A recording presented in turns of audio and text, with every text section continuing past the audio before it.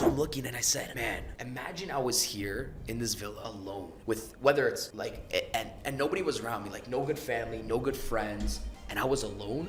And I was rich as fuck, and I'm swimming in this swimming pool, life would suck. So I realized in 2 weeks, two most important things kicked to my head: health and family. If my health is off, doesn't matter how good my business is going. Of course. I'm done with this podcast. Yeah, He's so right. It doesn't matter how good the business is going. You're like, whoa. This fuels my whole life, number one. How do you guys handle stress? Rather it's personal, business, like stress comes, like your body feels it. Like how do you handle that? Daniel goes for a run. Yeah, actually, I swear to God, bro. It was my first thing. So I was gonna say, to me, and I know you guys probably feel the exact same way because I know both your guys' personalities. To me, if my health is off, doesn't matter how good my business is going. Of course. I'm done with this podcast. He's so right. It doesn't matter how good the business is going. You're like, whoa. This fuels my whole life, number one. And we're born the same. Like, we were all born, like athletes, like working out, blah. We all worked out when we were young. So I think I always have to go back to the person that made me successful. And the person that made me successful was the healthy guy, the fitness guy, because that built all the persistency, the consistency, that let off all my fucking steam, all of that. So I go back to that and I take care of that always. I can name you guys times in my life where I've made the most money in one day. I remember once, it was in 2019, had a smashing day with my business.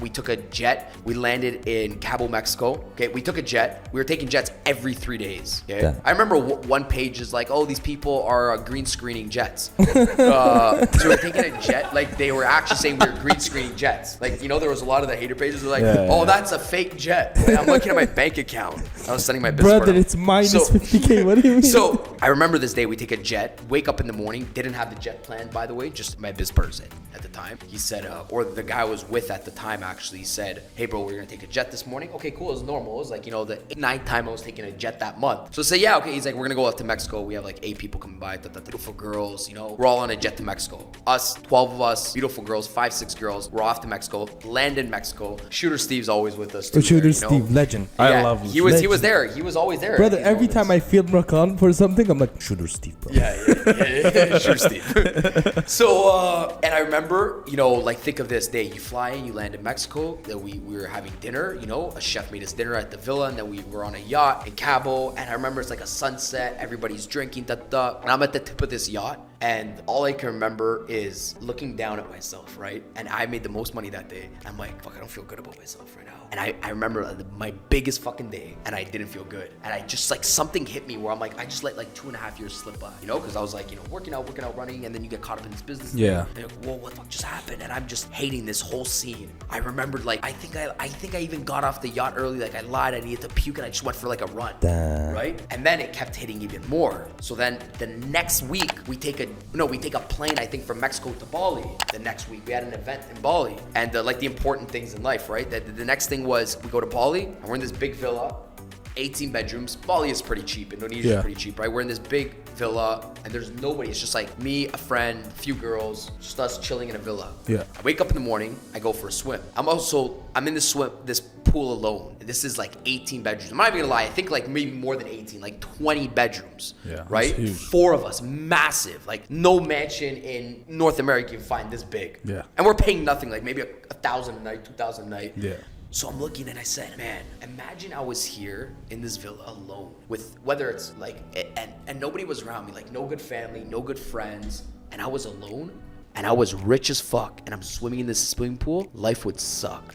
So I realized in 2 weeks, two most important things kicked to my head: health and family. And I empathetically put myself, I actually placed myself, I'm rich, this is my house. I don't have no friends, no family, maybe no wife and kids like you talked about, no important people around me, and I'm alone. This would suck. Swimming alone would suck. It would suck.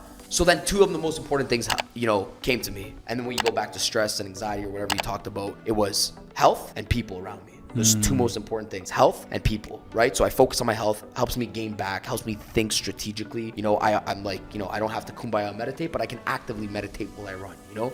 I can actively meditate. The reason why I like running is because, you know, if you enjoy running, you get into like a runner's high, you know, after this certain kilometer that you're cruising at, you're just like in a whole different complete state. And yeah, I think that's the first thing. And then good people around me too as well. You know, good people around me that can actually not just come to complain, but actually can sometimes help solve the problem. Yeah. You know, solve the problem, like not a shoulder to lean on, solve the problem. Help you solve, Solve the problem, not a complaint. I don't need to complain because I realize, man, these guys got enough bullshit. It's true. I don't want to become the person that says don't complain and then you're complaining to other people. But I need to